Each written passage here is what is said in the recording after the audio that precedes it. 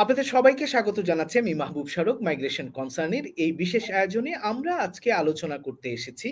আ বিশেষত শিক্ষার্থীরা যখন বিদেশ যান, তখন তাদের মনে কিন্তু নানান ধরনের প্রশ্ন থাকে যে কোন স্টেপ থেকে কোন স্টেপে তারা কি জিনিস দরকার হবে এবং কোন প্রস্তুতিটি আগে নিতে হবে, কোন প্রস্তুতি পরে নিতে হবে, কোন কাজটা আগে করলে ভালো, কোন কাজটা গুরুত্বপূর্ণ, বিশ্ববিদ্যালয়ের অফার লেটার কিভাবে পাওয়া যাবে, বিশ্ববিদ্যালয় কিভাবে খুঁজবে, অফার লেটার পাওয়ার পর কি থাকবে, কিভাবে সিইউই পেতে হবে এবং ভিসার জন্য কি ধরনের তথ্য বা প্রস্তুতি লাগতে পারে। একই সাথে যাদের ভিসা হয়ে যাবে, তারপর যারা বিদেশ যাবেন, বিশেষত অস্ট্রেলিয়া যাবেন, তাদের কোন জিনিসগুলো জানা থাকলে তাদের আ উপকৃত হবেন শিক্ষার্থীরা। সেই বিষয় নিয়ে আজকে আমরা আলোচনা করব। আজকে আমাদের অতিথি অস্ট্রেলিয়ার রেজিস্টার্ড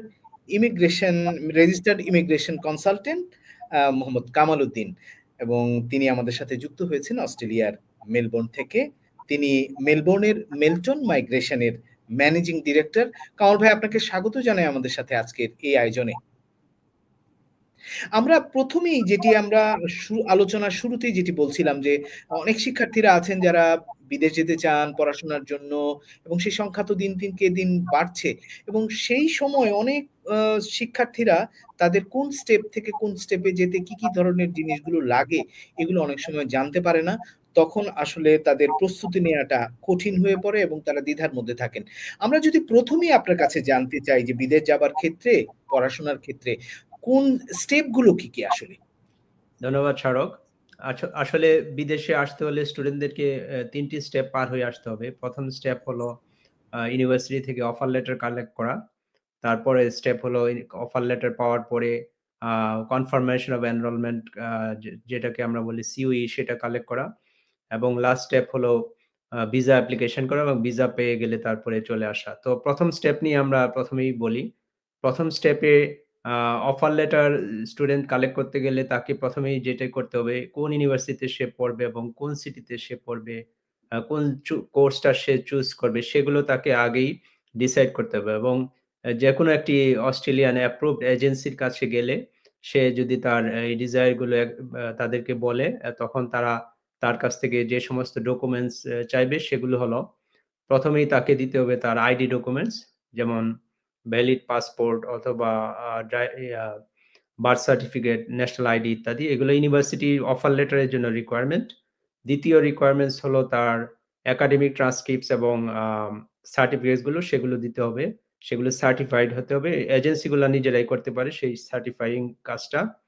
তারপরে তার ইংলিশ ল্যাঙ্গুয়েজ প্রফিসিয়েন্সির যে টেস্ট রেজাল্ট সেটা দিতে হবে। যেমন তার IELTS, TOEFL অথবা PTE সেটার রেজাল্ট দিতে হবে। তো এক্ষেত্রে মিনিমাম অস্ট্রেলিয়ার রিকোয়ারমেন্টস হলো মিনিমাম 6 থাকতে হবে।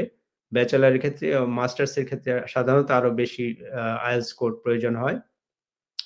তারপরে তাকে স্টেটমেন্ট অফ পারপাস রেডি করতে হবে।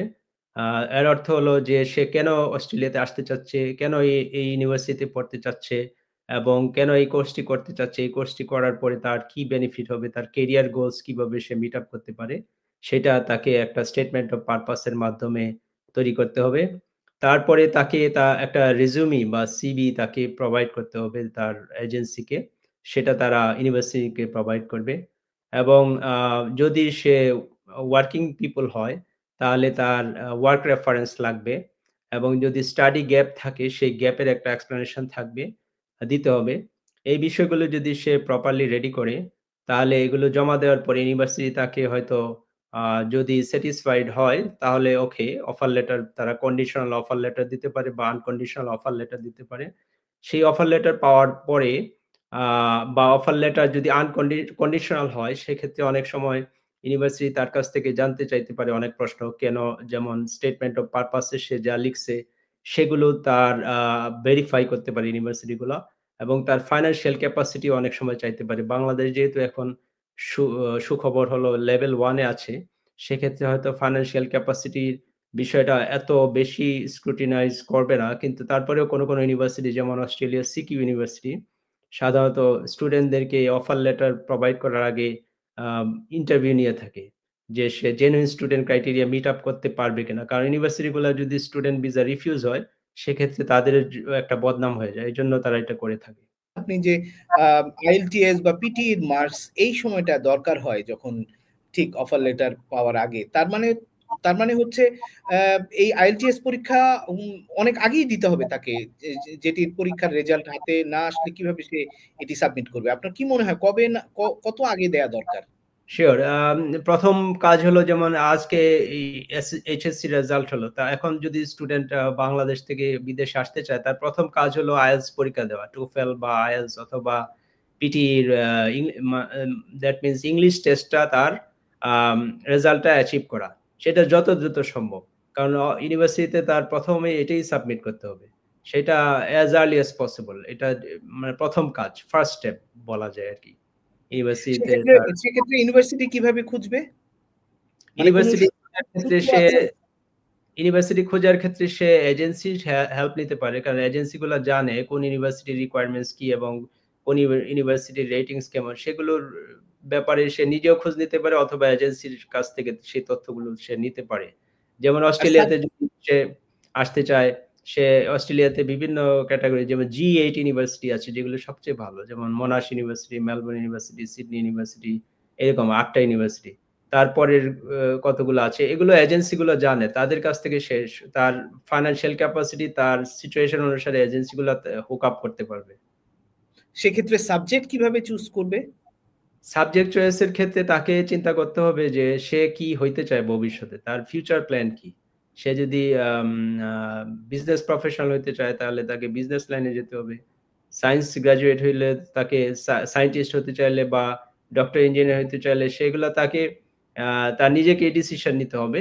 সেক্ষেত্রে এজেন্সি হয়তো কিছুটা হেল্প করতে পারে সাবজেক্ট চয়েস এর ক্ষেত্রে। কিন্তু বেসিক্যালি তার নিজেরই এটা ডিসিশন নিতে হবে যে সে কি পড়বে এবং সেক্ষেত্রে তাকে জেনুইন ইন্টারেস্ট বলে একটা কথা সবসময় আপনারা বলে থাকেন। সেটি কি খুব গুরুত্বপূর্ণ?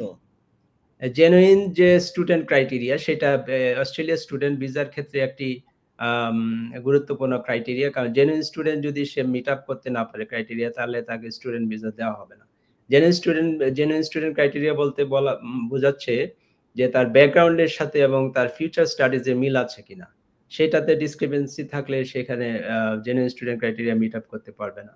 আর genuine student criteria meet up করলেই এখানে ৩ টি বিষয় ইম্পোর্টেন্ট। তার পার্সোনাল সার্কামস্টেন্সেস যেমন তার ফ্যামিলি, তার এমপ্লয়মেন্ট, তার ফাইন্যান্সিয়াল সিচুয়েশন এগুলো জেনুইন স্টুডেন্টের ক্রাইটেরিয়ার মধ্যে পড়ে। দ্বিতীয় ক্রাইটেরিয়া হলো সে অ কেন অস্ট্রেলিয়াতে এই কোর্সটি পড়তে চাচ্ছে? এটাও জেনুইন স্টুডেন্ট ক্রাইটেরিয়ার মধ্যে পড়ে এবং এই কোর্সটি কমপ্লিট করার পরে তার দেশে ফেরত যাওয়ার পরে তার কি উপকার হবে? সেটাও জেনুইন স্টুডেন্ট ক্রাইটেরিয়ার মধ্যে পড়ে এবং আ 3rd যে জিনিসটা পড়ে সেটা হলো যে এই কোর্সটি তার আম কি বেনিফিট নিয়ে আসবে তার জন্য বা দেশের জন্য। এই সমস্ত বিষয়গুলো যদি সে প্রপারলি অ্যাড্রেস করতে পারে উইথ সাফিসিয়েন্ট ডকুমেন্টেশন শুধু আ লিখলেই হবে না ভিসা অ্যাপ্লিকেশনে। তাকে সাপোর্টিং ডকুমেন্টস ও দিতে হবে। আর সেক্ষেত্রে এর পরপরই কি সিওই পেয়ে যাবে? যেটি আপনি বলেন যে কনফার্মেশন অফ এনরোলমেন্ট? হ্যাঁ, তারপর সে কি যদি ভিসার কাছে যাবে? পেয়ে যায়, ভিসার অ্যাপ্লিকেশন করবে সে? সে যদি ইউনিভার্সিটি থেকে আনকন্ডিশনাল অফার লেটার পেয়ে যায়, অফার লেটার ২ ধরনের হতে পারে। কন্ডিশনাল বা আনকন্ডিশনাল। কন্ডিশনাল হলো যখন তার ল্যাঙ্গুয়েজ টেস্টের রেজাল্ট নাই বা কোনো আ ডকুমেন্টস এর ঘাটতি আছে সেক্ষেত্রে ইউনিভার্সিটি কন্ডিশনাল দিতে পারে। আর যদি আনকন্ডিশনাল পেয়ে যায় তার পরবর্তী স্টেপ হলো সিওই। সিওই পাওয়ার জন্য তাকে ৩ টি কাজ করতে হবে। ১ম কাজ হলো তাকে আনকন্ডিশনাল অফার লেটার কালেক্ট করা। দ্বিতীয় হলো তাকে সেই অফার লেটারটি অ্যাকসেপ্ট করা। অ্যাকসেপ্ট করতে হবে এবং তারপরে সবচেয়ে ইম্পোর্টেন্ট হলো তাকে আ টিউশন ফিটা পে করা। ১ সেমিস্টারের বা ইউনিভার্সিটির যা রিকোয়ারমেন্ট সেই টিউশন ফিটা পে করলে তখন ইউনিভার্সিটি তাকে সিওই কনফার্মেশন অফ এনরোলমেন্ট প্রদান করবে আরকি। তারপরে কি সে ভিসার জন্য ভিসার অ্যাপ্লিকেশন করবে? হ্যাঁ, তারপরের স্টেপ হলো ভিসা অ্যাপ্লিকেশন। সে সিওই হাতে পেয়ে গেল। এখন নেক্সট স্টেপ হলো তাকে ভিসার জন্য প্রস্তুত হওয়া। আ সেই ভিসা অ্যাপ্লিকেশন রেডি করার জন্য তাকে ৩-৪ টি কাজ করতে হবে। ৩-৪ টি ডকুমেন্ট প্রয়োজন। ১ম টি হলো সিওই, দ্বিতীয়টি হলো তাকে হেলথ ইন্সুরেন্স পারচেজ করতে হবে। তার স্টাডি ডিউরেশন এর সময়টার জন্য তাকে ওভারসিজ স্টুডেন্টস হেলথ কভার বলা হয়। সেটা করতে হবে, তাকে পারচেজ করতে হবে। তাহলে COE, overseas students health cover এবং তার ভিসা অ্যাপ্লিকেশন এর যে সমস্ত ক্রাইটেরিয়া, জেনুইন স্টুডেন্ট ক্রাইটেরিয়া সেগুলো মিট আপ করতে পারলে সেক্ষেত্রে সে ভিসার আবেদন করলে তখন ভিসা হয়ে যাবে। তবে ইউনিভার্সিটি অস্ট্রেলিয়ান গভর্নমেন্ট যদি মনে করে যে তার ফাইন্যান্সিয়াল ক্রাইটেরিয়া সে মিট আপ করতে পারে না, ফার্দার রিকোয়ার্ড ডকুমেন্টস চাইতে পারে, ফাইন্যান্সিয়াল ডকুমেন্টস। আর যদি ভিসা হয়ে যায় তার আগে কোন কোন জিনিসগুলো জানা থাকলে অস্ট্রেলিয়া যাবার পর তার উপকার হবে, যেটি সে ভিসার আগে বা বাংলাদেশে থাকার সময় করতে পারে? That's very important. অস্ট্রেলিয়া আসার পরে অনেকে অনেক প্রবলেম ফেস করে, যেমন ড্রাইভিং জানে না বা অস্ট্রেলিয়ার কালচার সম্পর্কে অবহিত নয়। সেক্ষেত্রে এবং অস্ট্রেলিয়ার ২-৪ জন যদি কানেকশন সে আগেই তৈরি করতে পারে, আগেই ফেসবুকের বিভিন্ন গ্রুপ আছে এবং বাসা ভাড়ার ক্ষেত্রেও তার প্রবলেম হইতে পারে। সেগুলো সে দেশ থেকেই কিন্তু সেই সমস্যাগুলোর সমাধান করে আসতে পারে। যেমন যদি সে বাংলাদেশ থেকে ড্রাইভিং লাইসেন্স নেওয়া খুব ইজি, সে যদি ড্রাইভিং লাইসেন্সটা নিয়ে আসতে পারে তাহলে এখানে ১ম ৬ মাস সে ড্রাইভ করতে পারবে, কোনো সমস্যা নাই অস্ট্রেলিয়াতে, এবং পরবর্তীতে তার অস্ট্রেলিয়ান ড্রাইভিং লাইসেন্স পেতেও সহজ হবে। আর ড্রাইভিং লাইসেন্স না থাকলে সে জার্নিটা অনেক পেইনফুল হয়ে যায়। কারণ অস্ট্রেলিয়াতে ইউনিভার্সিটি থেকে বাসা একটু দূরে হলে সে ওই পাবলিক ট্রান্সপোর্টের জন্য দাঁড়িয়ে ওয়েট করতে হবে। ঘন্টার পর ঘন্টা সময় নষ্ট হবে। এটা অনেক পেইনফুল। আর যেটা হলো যে বাসা তাকে বাংলাদেশে থেকেই আমি দেখেছি অনেকেই বাংলাদেশে বসেই তারা বাসা ঠিক করে তারপরে এখানে এসে সরাসরি ওই বাসায় তারা মানে উঠেছে। তো এটা খুবই গুরুত্বপূর্ণ। অ্যাকোমোডেশন, তার ড্রাইভিং লাইসেন্স এবং কিছু কানেকশন আগেই রেডি করা, আত্মীয়স্বজন থাকলে তাদের সাথে যোগাযোগ করা ইত্যাদি। সেটা ইম্পোর্টেন্ট।